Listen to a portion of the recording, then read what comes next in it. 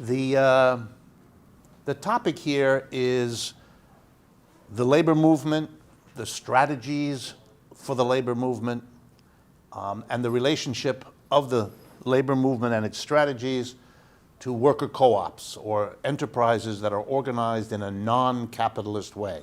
They don't have shareholders, they don't have a board of directors.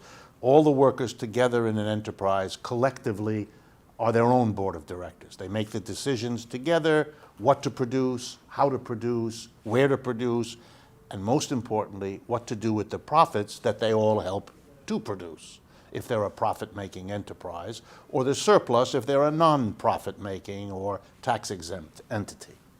So let me begin by making the case, which I'm sure you're familiar with, but won't do us any harm, of why the labor movement in the United States needs a new strategy. I assume that that's clear, but let me summarize. We're now at the end of a 50-year period of decline of the labor movement in terms of its membership, in terms of its social influence, in terms of its reputation. It's a rather stunning and sad story. In the private sector, less than 7% of workers are now in or represented by a union. In the public sector, it's a bit more, 25 to 30%, but it's under heavy attack and shrinking there too. So however much you can, and there are certainly grounds for this, however much you can blame social conditions, laws, the efforts of business to destroy unions, all of which are there, part of the story has to be a strategy of the labor movement that has not been successful, that has either not overcome these other obstacles or maybe has been an obstacle itself. And so I think it's pretty clear that the labor movement needs some strategic rethinking, needs to come up with a set of new ways of proceeding.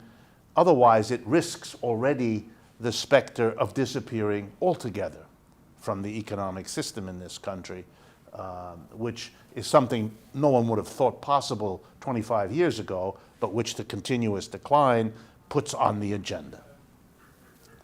The second point about this strategic desire has to do with globalization, with the development over the last 40 years of a truly world economy in a way that never existed before. Companies are producing all over the world, money is being borrowed and lent across all national boundaries, labor migration, people moving from one continent to another looking for work, is at an all-time high.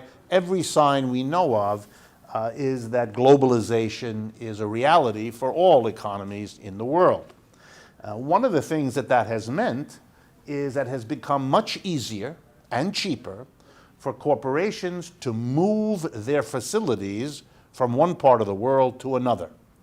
Whether it's jet air travel, whether it's the internet and modern telecommunications, whatever it is, it has become very easy for a company to move out of Wisconsin and into Shanghai, or to leave Michigan and resettle in India, or 100 other examples, all of which you are familiar with. And companies have not been slow to take advantage of the opportunity. They are driven or drawn, if you like, by the reality that in many other countries in the world, wages are much lower than they are in the United States, giving you the opportunity to get the work done at a much lower labor cost. And businesses are always looking for that. Number two, many of the countries of the world are desperate for their own reasons to get out of poverty, to become better off for their people. So they're eager to provide incentives for corporations located in the old centers of capitalism, North America, Western Europe, Japan, provide incentives for them to leave. So they offer tax holiday. They offer that they don't have to worry about environmental rules and regulations. They promise to build roads and housing for workers at a cheap government outlay of money, etc., etc. You put that together with low wages and the ability to control and monitor from New York or Chicago whatever is going on in Bangladesh or Uruguay, and you have what we know, which is the massive exodus, first of manufacturing back in the 70s and 60s, and now of white-collar work as well.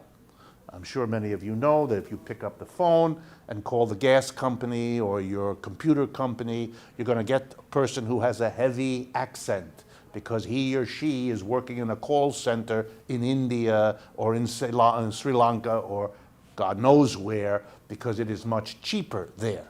You may also have heard stories, which are true, that people are now getting hurt in accidents here in the United States, calling their insurance company and saying, well, I broke my leg, I was skiing, and the insurance company says, of course we'll cover you, here's your ticket. And the person with the broken leg says, what do you mean ticket? You're going to India because we cover you, we will pay for everything, but it's going to be in a hospital in Hyderabad or New Delhi or Bombay. Why? Because the doctor there gets $25,000 a year and is wealthy. And the doctor here gets $25,000 a week and feels bad about his low salary.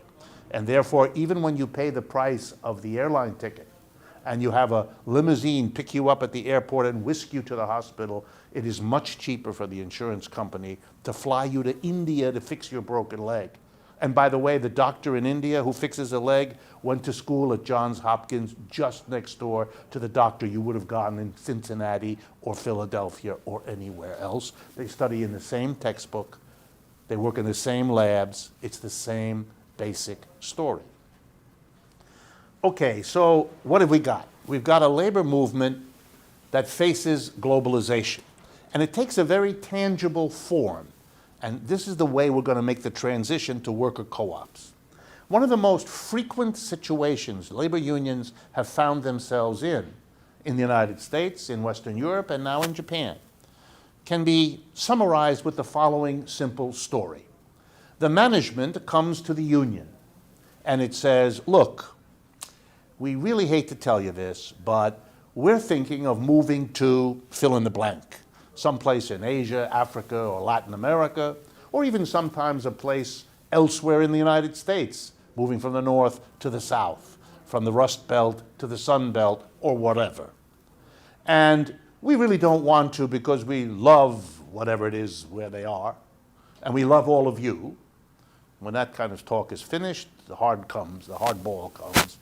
But unless you give us concessions, we're out of here.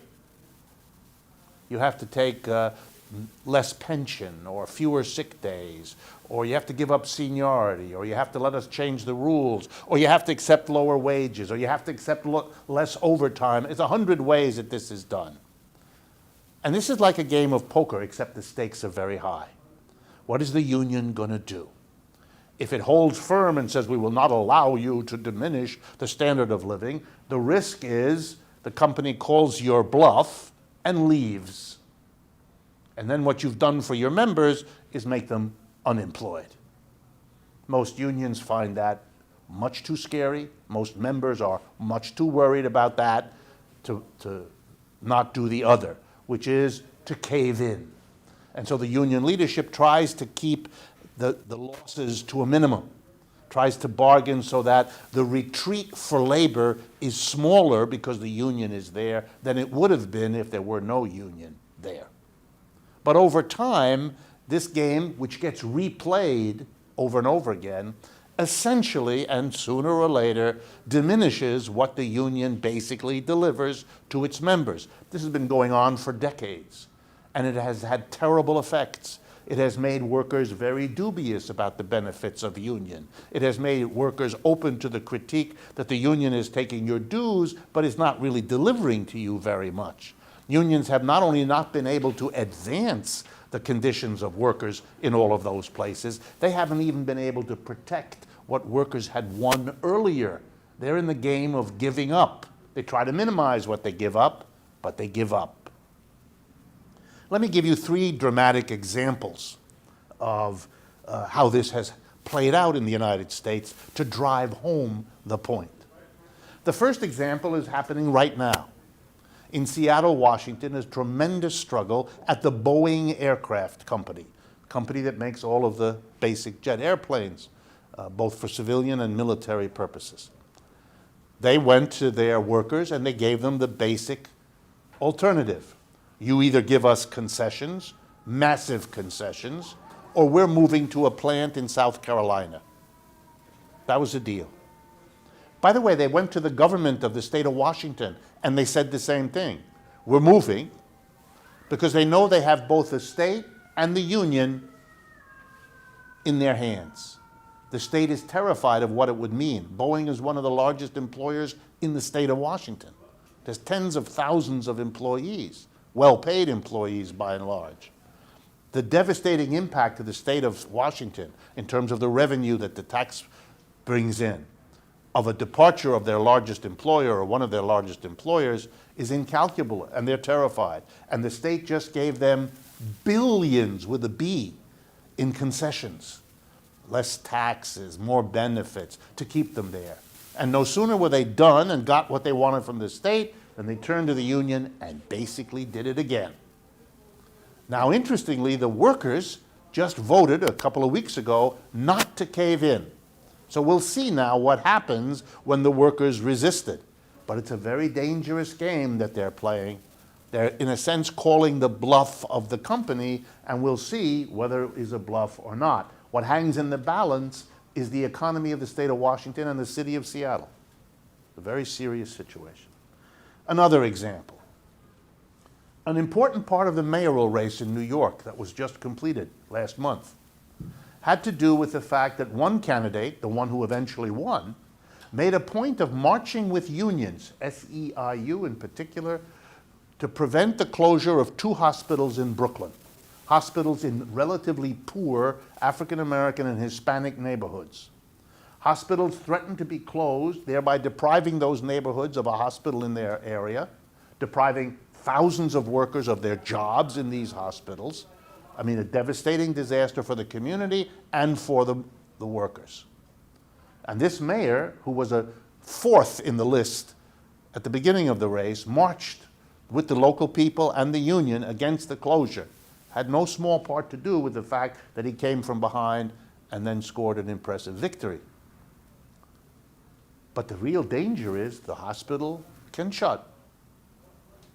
And then what happens? And now the union has to fight again, trying to hold on without giving away concessions, especially when you're talking about hospital workers who are already not that well paid. My third example is the most dramatic. In the 1960s, the center of the most successful part of American capitalism was the automobile industry located in Detroit, Michigan. Detroit was the motor city, the center of a successful capitalist industrialization. In 1960, Detroit had a population of just under 2 million people. So vital was it as a center for work that the union, the UAW, and others were very powerful. It was such a vibrant society of good jobs that it developed a music that transformed the music of the world, the Motown sound that some of you know about and probably have danced to. Its influence was political, economic, and cultural. What happened? Well, what happened was this same story. The automobile companies, Ford, General Motors, Chrysler, came to the workers and said, you either give us concessions or we're leaving. If I had time, I'd tell you the whole sad history. But the bottom line is, they left.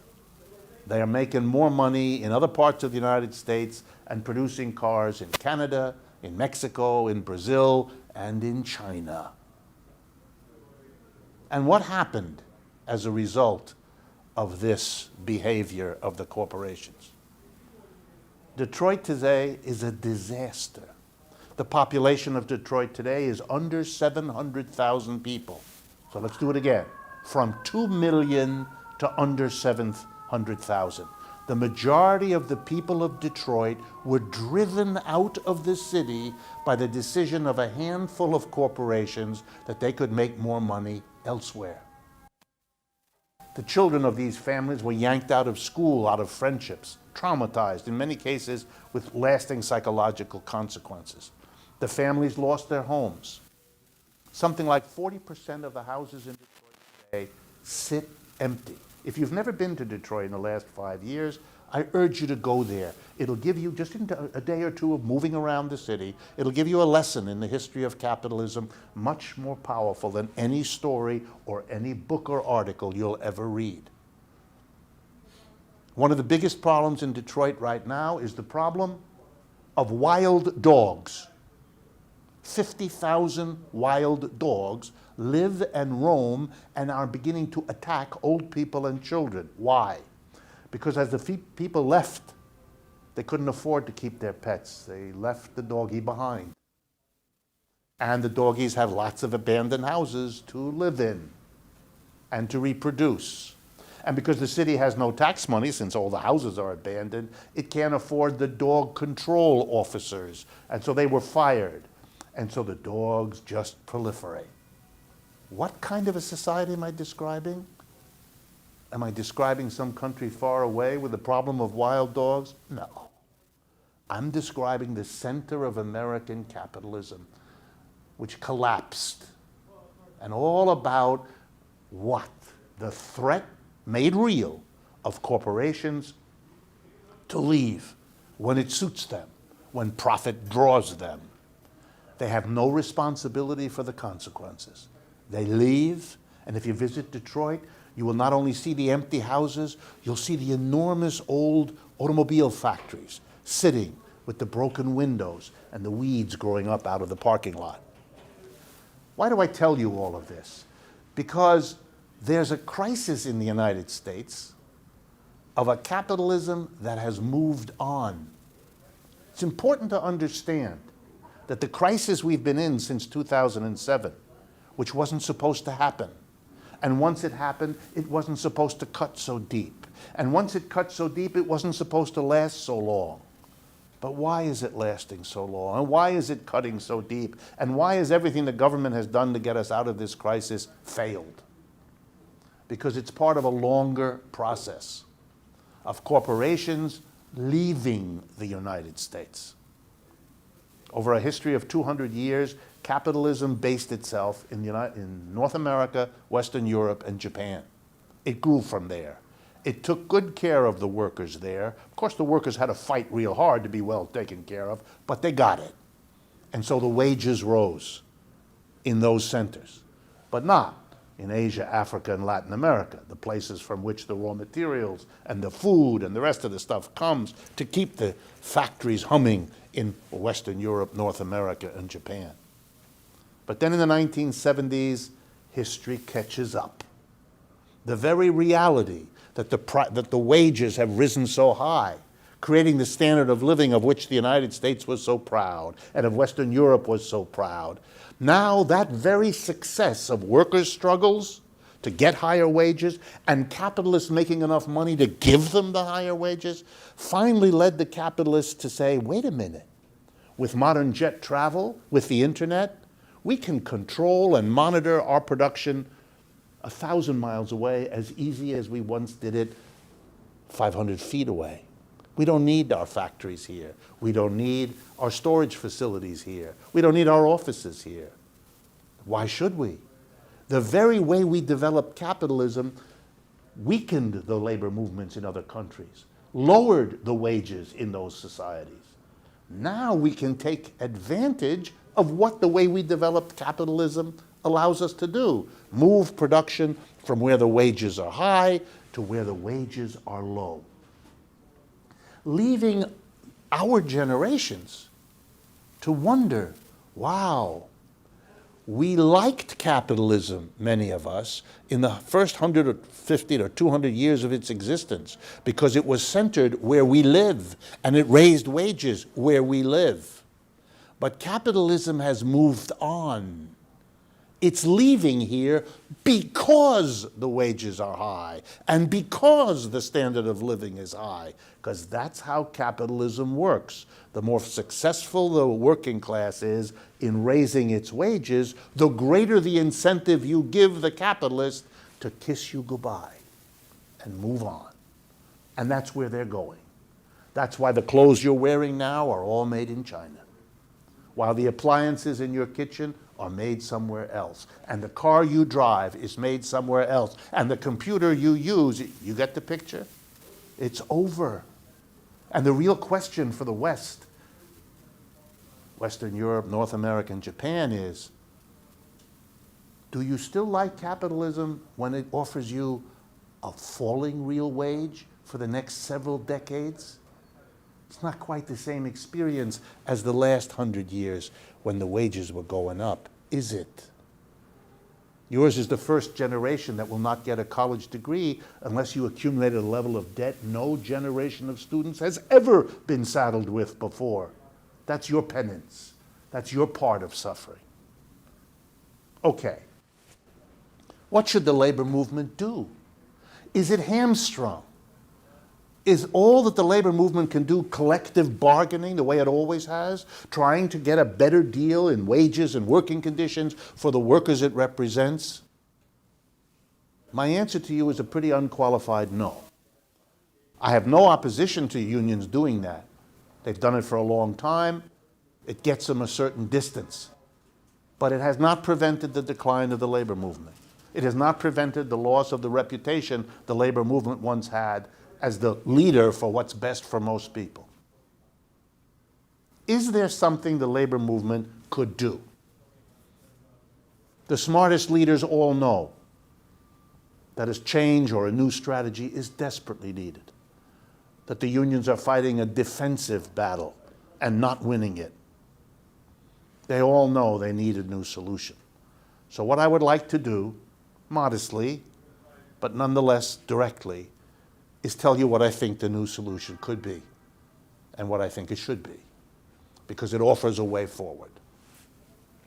The way to introduce it to you is to tell a simple story. Imagine you're a worker. Imagine you're a union worker. Imagine you're working with your union and trying to get good wages and working conditions in the factory, the store, the office, wherever you work.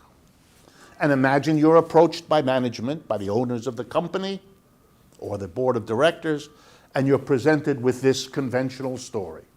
We need to cut your wages, reduce your benefits, all the rest, because otherwise we're going to have to close the factory or move the office.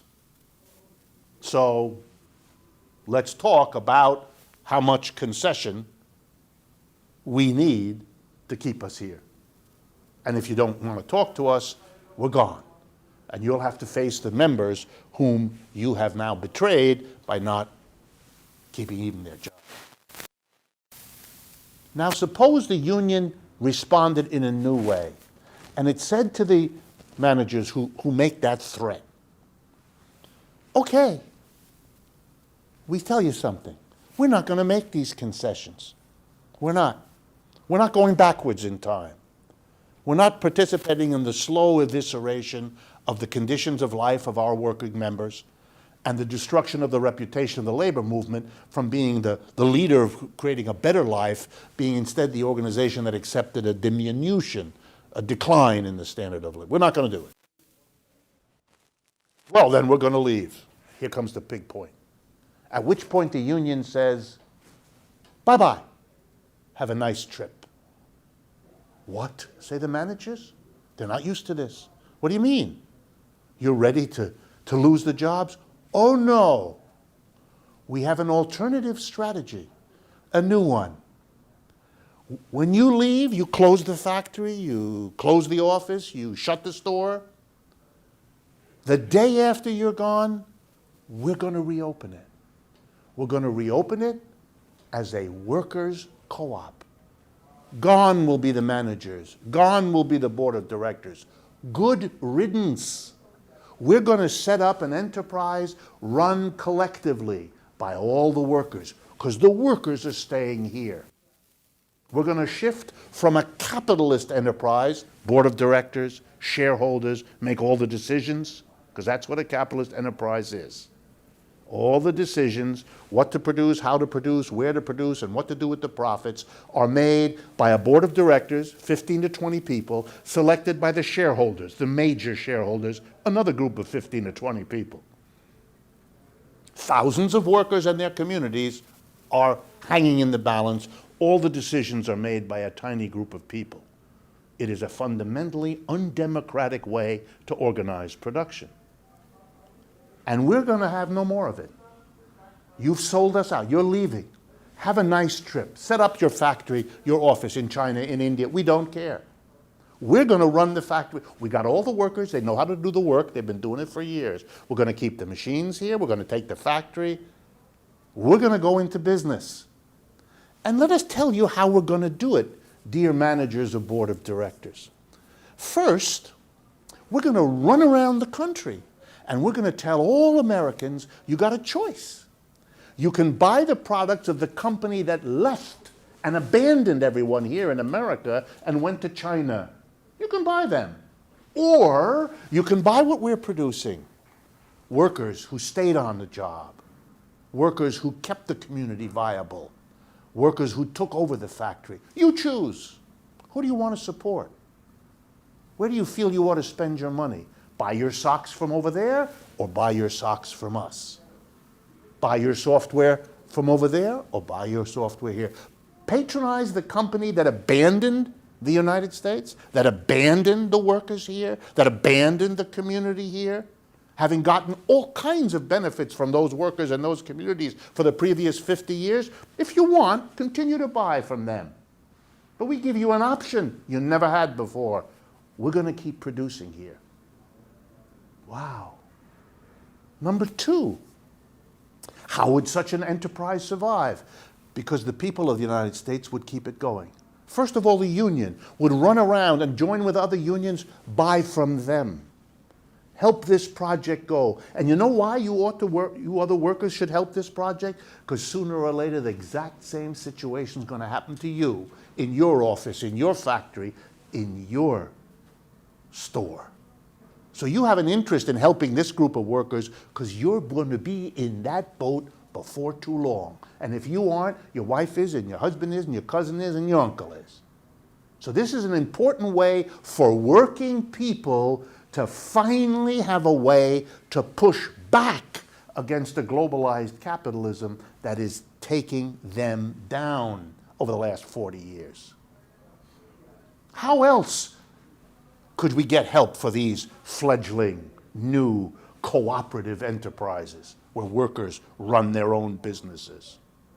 You go to the politicians, and you go to the politicians with a message they can't dare refuse. You say to them, well, Mr. Congressman, Mr. Senator, Ms. Mayor, whatever, we're going to keep the jobs here. And by keeping the jobs here, we're going to keep the taxpayers here. We're going to keep this city, we're not going to let happen here what happened in Detroit. And you're either with us or you're against us. If you're against us, then every citizen here has a reason to vote you out. And how can you help us? We want the tax benefits. We want the city's help. For the first time, you'll be giving city help not to a company that can take it for 20 years and then kiss you goodbye and give you nothing back. No, no, for the first time, you'll be helping the people who live here, all of them, who work here, who pay taxes here. Very few politicians dare to go against that, be signing their own political death warrant, and for good reason. So these kinds of co-ops would get political support because they're solving the problem of runaway shop, the problem of destroyed cities, the problem of repeating Detroit. What politician dares to say, I'm not going to help out? Oh, good. No one should vote for him or her. Third, you could go to the churches in the community, synagogues, mosques. I mean, I don't mean to distinguish among them. And you could say, this is a chance for you to make your morality and your ethics count. Do you want a decimated community? There's lots of abandoned churches in Detroit. Lots of them. You want an abandoned community? No. You want the unfairness of rich people becoming richer by paying lower wages in China while the mass of the people suffer the way they did in Detroit or Cleveland or Camden, New Jersey, or my hometown, Youngstown, Ohio? Cities you've got to visit to see them. They're wastelands. I think many churches would respond. They would see in this movement to organize workers' self-directed enterprises, which is what we call them, They would see here a way to concretize their moral commitments. They would see in this a solution to the problem of what's happening in this country as represented by all those cities and the thousands of others.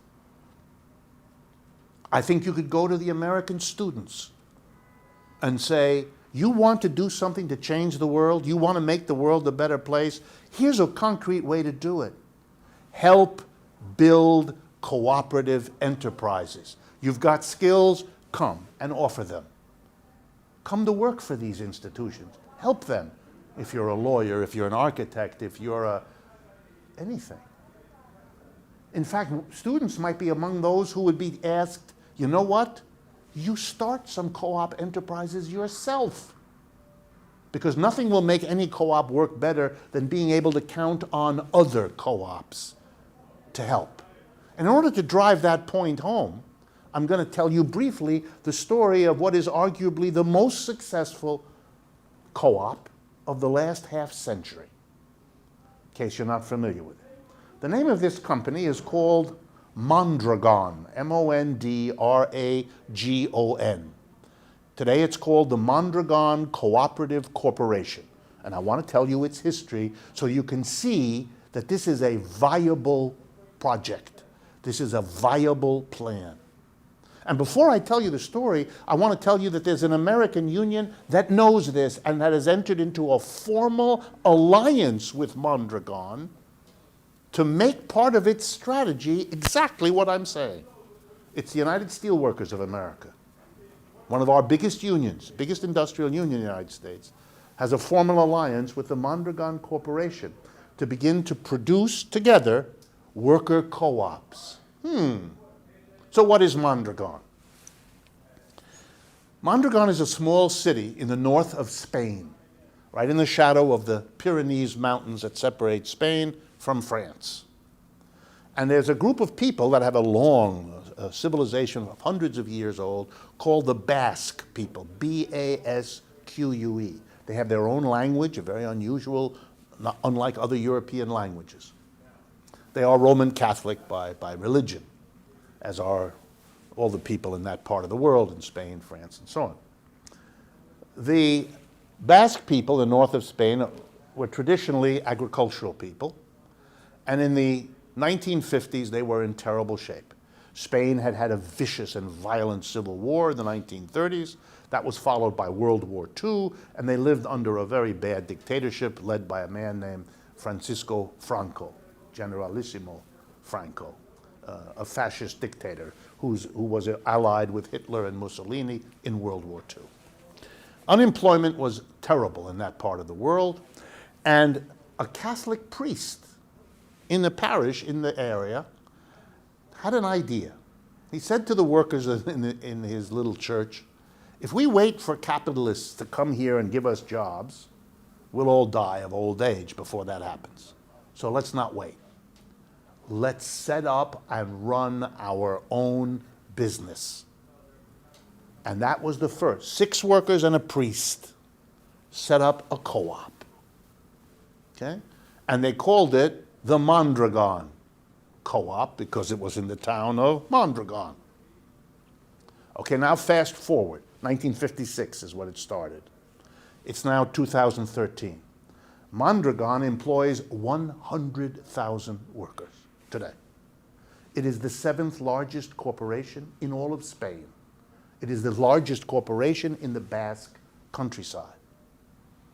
It is a family, a company, it's one company, but it includes 250 co-ops, worker co-ops, who make everything from refrigerators to raising rabbits for food and doing software programs and developing new kinds of car engines. An amazing array. So big and powerful are they that they have their own bank. They have their own university, Mondragon University, where I gave a talk. Okay?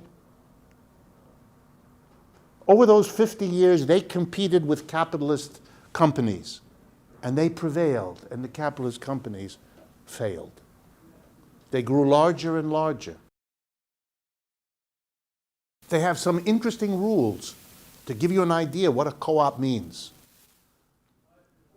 In all the co-ops, the workers hire the managers. This is going to be hard for some folks who are not used to what a co-op is. It's not the manager who hires you, it's you who hire the manager. The managers are reviewed by the workers every year or two, and if the workers are not pleased, the managers are let go. Here's another rule. The gap between the highest paid and the lowest paid worker in all Mondragon cannot be more than 8.5 to 1. What is the gap between a CEO, the average CEO of a large American corporation, and the lowest worker? 300 to 1. The result, wherever the Mondragon Corporation is, the degree of social and economic inequality is that, compared to what it is in capitalist countries, where it's that. For those of you that are unhappy with the inequality of wealth and income in the Western world, that's because every effort made to use taxes, laws, rules, and regulations to redistribute the wealth after it goes unevenly to some compared to others has failed. And the reason is, the way to deal with inequality is at the beginning. Don't allow it to develop, rather than allow it to develop and then try to fix it with rules and regulations later. That's what Mondragon represents. The richest people and the poorest are not very far apart. They therefore have solved the problem of inequality in a way that no capitalist country has ever come close to.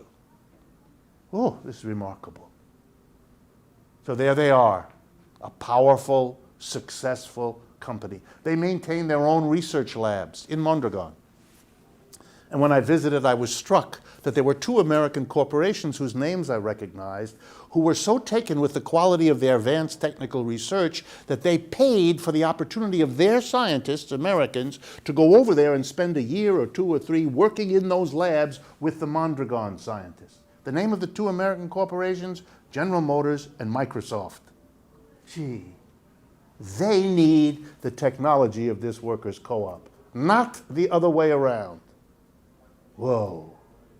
Oh, goodness.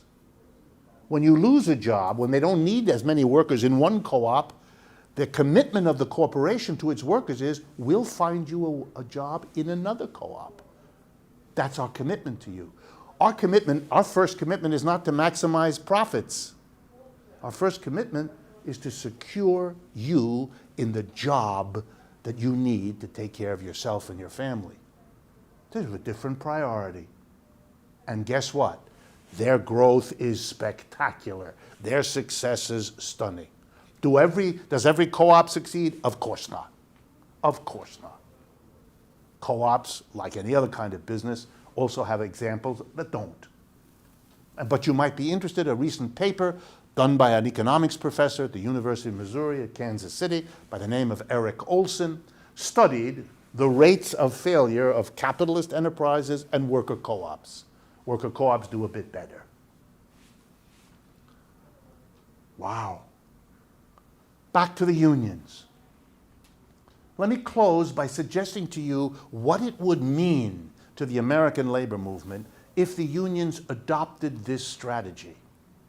If they began by picking examples where it could work. Obviously, you don't take the most difficult situation. You try to start with examples where you will be successful. Why? Because it'll make your threat to a company that comes to you saying you got to give us concessions or we leave, it would make it credible if you were doing co-ops that people could see around.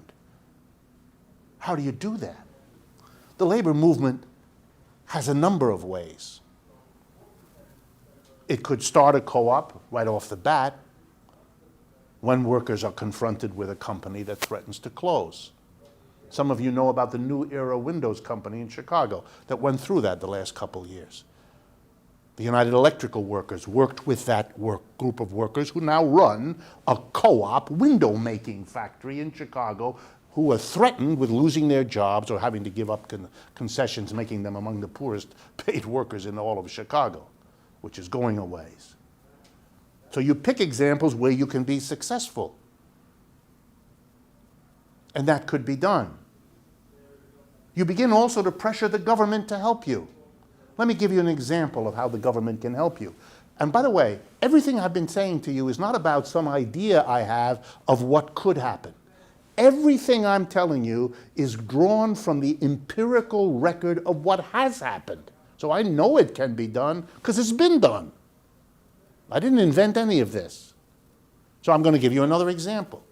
In 1985, Italy, a country you all know about, not that far away, Italy, passed a law called the Marcora Law. Here's what this law does. It says if you become unemployed in Italy, you have two options. Your first option is to get a weekly check for a couple of years, just like we do in the United States. Europe, it's called going on the dole. You get money to see you through a year or two of unemployment. You all know what that is. But in Italy, you get a second option. You can choose a second thing. We have no such choice in the United States. Here it is. You can choose to get your entire 2 months of weekly unemployment benefits given to you right now, at the beginning, as a lump sum, under two conditions. One, you've got to get at least 9 other unemployed people to make the same decision you've made. And number two, you've got to pool the upfront money that the government gives you and use it as the startup capital for a worker co-op. The thinking behind this law is simple. The government ends up spending the same amount of money. Instead of spreading it out over 2 years, it gives it a lump sum. But it doesn't cost the government any more. Meanwhile, the workers have now not going to lose 2 years of feeling terrible about themselves collecting a weekly unemployment check. They're going to be right back at work with every incentive to succeed because it's their own company. It's their own business. And they don't get any unemployment if it doesn't work. They've gotten what they get. One of the reasons Italy has, ready? Many co-ops is because of this law. We don't have that law in the United States. And I won't embarrass you by asking how many of you had never heard of this before, which is stunning if you think that we have an enormous number, millions of people in the United States who are unemployed, who ought to be given such an option. Because we know it works. It's still on the books. It was passed in 1985. 25 years of experience in Italy. We know exactly how it works. It works fine. So successful was it that when the right wing in Italy tried to get rid of that law, they failed. They're still on the books. Wow. There are hundreds of other examples. This is a viable plan. And what would it do for the labor movement if it began to push, set up co-ops where factories were closed or stores were abandoned, confronted employers? Think a minute. Employers are not going to be as bold as they were before because they're scared now. They thought they could make a threat. What could they lose? We're going to leave unless you give us a concession. If you don't get a concession, you go to the place where the wages are cheaper. What do you got to lose? Now you have something to lose because the workers you abandon in Cleveland or Detroit or Chicago or New York, they're going to stay there. They're going to produce it. They're going to compete with you.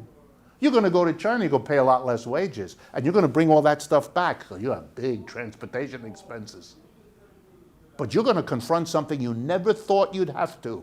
Competition from the workers you left behind. And boy, are they going to have a good story to tell to American consumers. Who do you want to buy from? Who would all of you buy from? So now you have a powerful new arsenal in your weapon of negotiating with employers. They're not going to leave as quickly as they did before. They got a whole new set of problems. Number two, when the company threatens, now the union can go to the public in a way it never could before. It can go to the public and say, we are going to save this job. We're going to save this town. We're going to save this state. We've got a plan to how to keep from having the disaster of Detroit and Cleveland. We're not going to let that happen. We're going to keep people working. It's the union movement that is going to save us from a declining capitalist economic system that can't deliver here what it used to. The labor movement is going to regain its position as a profoundly progressive social force. Not just for its members, for everybody, for the whole community, for all the merchants that depend on people having a job so they can buy stuff, for the local city that needs those people to have jobs to pay taxes, to keep the schools going and to keep the hospitals running. The union movement is going to recover its original position as the leader of working people, the majority, in making a better society. And the corporations are going to be demoted. From the claim they make to be the job creators, they will be exposed for what they always were, which is the job destroyers. And who keeps the job going? The union. Wow. This is a change and a reverse of who's got what kind of reputation. This is how you rebuild the support of a union movement. This is how you give young people a reason to join a movement, because they feel good about it, because they see what it can do in a society, and they want to be part of that. You're changing what union means in people's minds, and that's crucial to revive a movement that has been as beaten down as this one has. So what's the bottom line? Worker co-ops, enterprises in which workers together run an enterprise, particularly one that has been abandoned by the capitalists and others who used to run it, who ran it while it was profitable and don't want to anymore when it isn't. That's their logic. That's their rationale. The labor movement thought it could handle that by collective bargaining, but it's been outmaneuvered, partly by the growth of globalized business, partly by the strategies of big business and the ability of big business to control the government. But a movement to build worker co-ops is a viable counter-strategy. And I offer it to the labor movement because I think it's the best shot it has to break out of the 50-year decline and to become the kind of champion it once was, that it wants to be, and that the ironies of our economic system give it the opportunity now to be, if it sees the opportunity and if it grabs it and runs with it. It's worked in other countries. It's worked in this country. And by the way, final point, it's as American as apple pie. Co-ops have been part of the American business scene from the beginning of our country. We have had co-ops in every state. We have them now. We have them now. It's very important for you to understand. There are worker co-ops all across the United States. All across the United States. And as I told you, the United Steelworkers are making more of them in cooperation with Mondragon. Some of you might be surprised where you might find worker co-ops. In many religious orders, the nuns, the priests, they work to make jams that you can buy in a store. When you look at how they work that, that's a co-op that's inside the church. Still a co-op. There's a wonderful chain of bakeries in the Bay Area in California. They're called Arizmendi bakeries. No one quite knows, unless you read their literature, why they call themselves Arizmendi. So I'll tell you. The name of the Catholic priest who started the Mondragon Corporation in Spain, he was Father Arizmendi. So the folks in Berkeley and San Francisco took the name. And they have a chain of 6 bakeries, if I last, 5 or 6 in the Bay Area. There are plenty of other examples. And here we go, last point. A worker co-op is what exactly? It's a democratic way of organizing business. Let me stress that for you. We're a country that says all the time we're committed to democracy. We even fight wars in places like Iraq and Afghanistan, justifying it on the grounds we're bringing them democracy. Well, democracy means that if you live with the results of a decision, you participate in making the decision. And the absence of democracy is when you have to live with a decision that you have no right to participate in. Okay, how are our capitalist businesses organized? You go to work 5 out of 7 days. You arrive at 8 or 9 in the morning, you stay until 5. When you get there, somebody tells you what you will do, where you will do it, with what equipment you will do it, for how long you will do it. And at the end of the day, when you have finished pouring your brains and muscle into producing whatever goods or services that are made there, you are told, go home. And the fruit of your labor stays there. It belongs to somebody else. And the other persons will decide what to do with it. And who are the other persons? A handful of major shareholders and the board of directors they select. You live with the results. They will tell you what to produce. They will decide to close the place and move someplace else. You got nothing. You live with the consequences. Do you participate in making these decisions? Absolutely not. You are excluded from them. A capitalist enterprise is a direct and utter contradiction to the concept of democracy. It's not democratic. And that's really interesting, because where do adult Americans spend most of their adult lives? I'll give you a hint. At work. 5 out of 7 days, the best hours of the day. You're either at work or brushing your teeth to go to work or coming back and stopping at the bar on the way home from work, but work is where you are. So if you're committed to democracy, that would be the first place it ought to be instituted. But we live in a society that has exempted the workplace from the rules of democracy up to this minute. The union movement, by supporting worker co-ops, becomes the champion of bringing a democratic workplace into existence. What a nice banner to carry. What an attractive idea for people who care about democracy. The, quote, democratic revolution was never taken to include the workplace, but of course it should have been. How can we really call ourselves a democratic nation if we exclude the workplace? And the unions could say that. They could become the champions. What a wonderful way to articulate, describe, and gather the support for what is also the best strategic option they have in a otherwise bad situation. That's why I believe, and that's why I spend as much time as I do, talking about the history, the possibilities, the organization of worker self-directed enterprises. Because I think among the other virtues it has, it gives a special new possibility to a labor movement that badly needs it. Thank you very much for listening to what I had to say.